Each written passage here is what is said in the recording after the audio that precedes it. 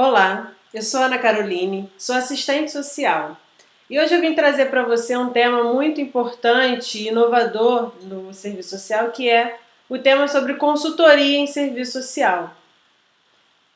Mas antes de falar sobre o que é a consultoria em serviço social, eu vou me apresentar para quem ainda não me conhece, para você que ainda não me conhece. Eu sou Ana Caroline, sou formada em serviço social pela PUC, Rio de Janeiro.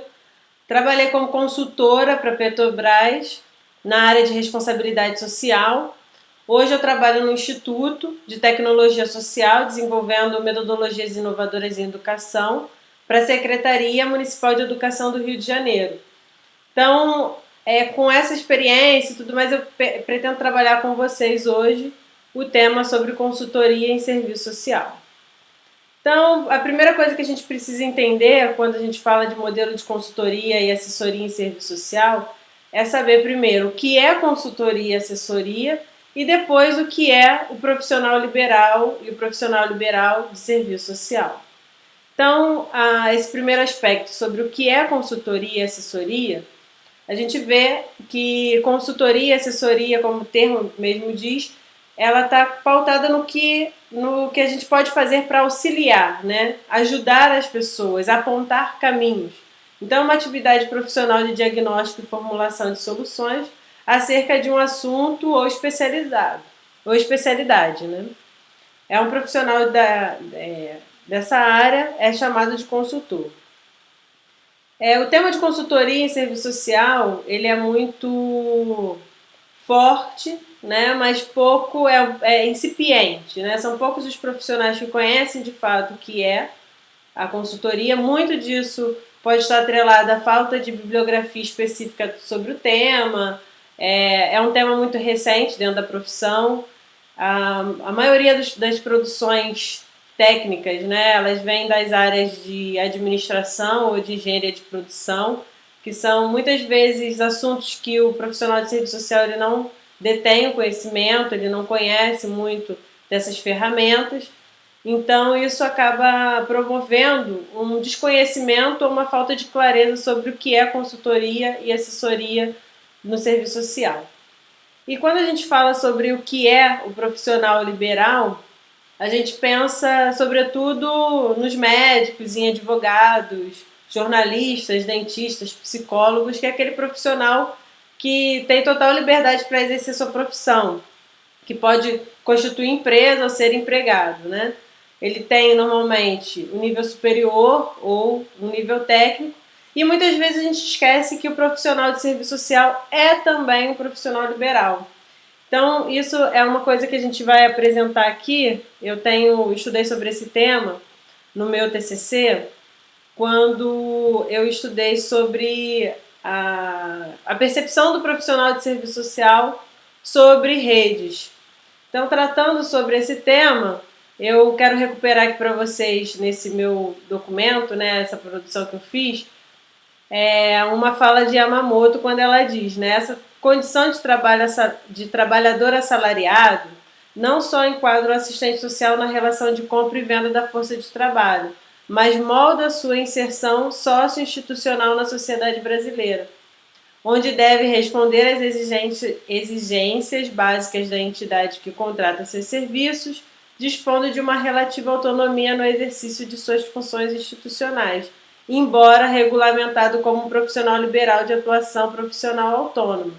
Então a gente observa aqui, nesse texto de Yamamoto, e o quanto o fato do profissional de serviço social e a identidade, né, do assistente social está muito atrelada a um processo de institucionalização da profissão, a gente acaba perdendo essa característica do profissional liberal, que também tem a possibilidade de exercer seu trabalho de forma autônoma.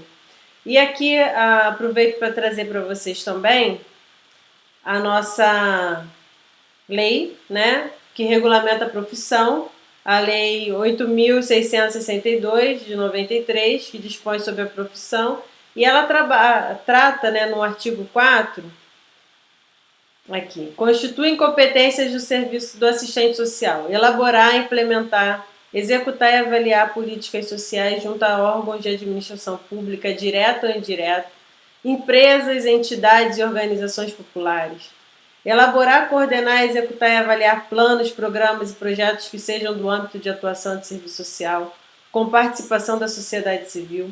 Encaminhar providências e prestar orientação a indivíduos, grupos e à população. Então, muito importante esse aspecto do prestar orientação social a indivíduos, grupos e à população, orientar indivíduos e grupos de diferentes segmentos sociais no sentido de identificar recursos ou de fazer uso dos mesmos no atendimento e na defesa de seus direitos, planejar e organizar e administrar benefícios e serviços sociais, prestar assessoria e consultoria a órgãos de administração pública direta e indireta, empresas privadas e outras entidades com relação às matérias relacionadas no inciso 2 desse artigo, prestar na assessoria e apoio aos movimentos sociais em matéria relacionada às políticas sociais no exercício e na defesa dos direitos civis, políticos e sociais da coletividade. Então, como a gente vê aqui no artigo 4, quando você trabalha as competências, né, do assistente social, você vê o quanto essa atribuição privativa do serviço social está carregada dentro do aspecto da assessoria e da consultoria.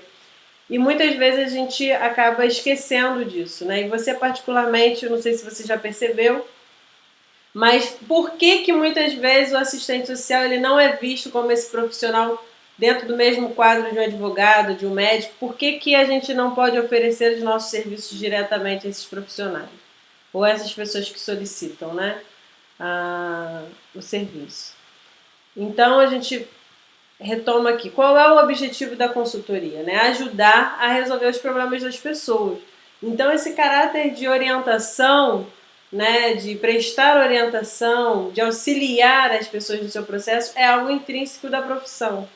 Então, da mesma forma que uma pessoa consulta o advogado para tomar orientações em relação a determinado problema de família, emprego, benefício social, essa pessoa também poderia consultar um assistente social. Né? Mas muitas vezes o profissional de serviço social, por desconhecer o que é consultoria e por desconhecer o que é, né, ser um profissional liberal, acaba não oferecendo seus serviços da mesma forma como um advogado ou um psicólogo. Então, como é que funciona a consultoria? Né? Existem vários tipos de consultoria, uma consultoria empresarial, uma consultoria jurídica, existe a consultoria financeira.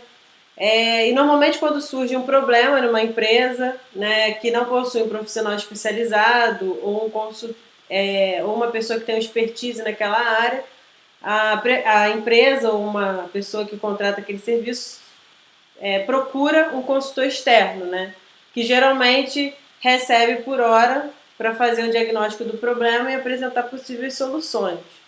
Então eu, quando trabalhei como consultora da Petrobras, né, nós fizemos exatamente isso. A Petrobras tinha um problema na área de responsabilidade social, que era não possuir diretrizes para o relacionamento comunitário da empresa. Não existia uma orientação para os profissionais sobre o tema.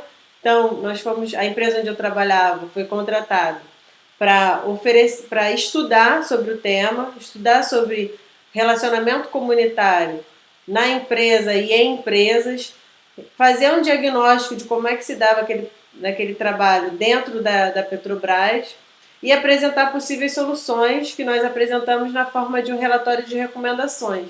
Então nós fomos contratados para conhecer, né, um problema, diagnosticar aquele problema, identificar possíveis soluções e apresentar recomendações para ele.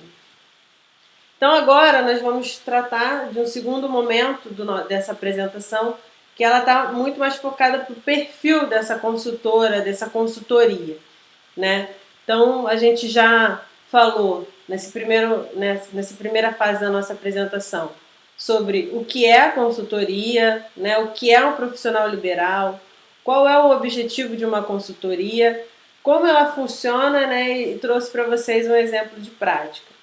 Então, agora pensando no perfil dessa pessoa, nós precisamos primeiro pensar, se você deseja ser uma consultora e oferecer o seu serviço como consultor em serviço social, você precisa primeiramente diferenciar-se das demais. Você precisa, como esse lápis, né, se diferenciar dos demais. Você precisa se diferenciar no meio da multidão.